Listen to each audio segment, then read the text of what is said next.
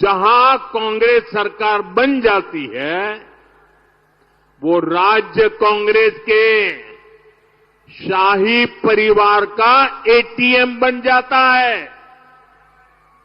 ATM पता है ना, लोग उसमें से पैसे निकालते हैं। एटीएम ये कांग्रेस का एटीएम बन जाता है, शाही परिवार का एटीएम बन जाता है। इन दिनों हिमाचल, तेलंगाना और कर्नाटका जैसे राज्य ये कांग्रेस के शाही परिवार के एटीएम बन गए हैं। एटीएम लोग बता रहे हैं कि इन दिनों महाराष्ट्र में चुनाव के नाम पर कर्नाटका में वसूली डबल हो गई है।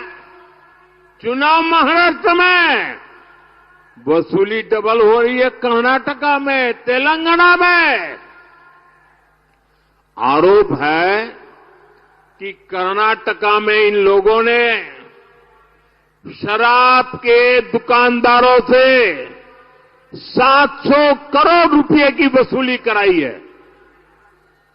आप कल्पना कर सकते हैं, जो कांग्रेस पार्टी घोटाले करके चुनाव लड़ रही हो, वो चुनाव जीतने के बाद कितने घोटाले करेगी।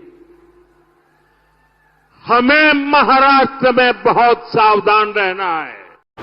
AHA न्यूज को लाइक करें, शेयर करें और सब्सक्राइब करना ना भूलें।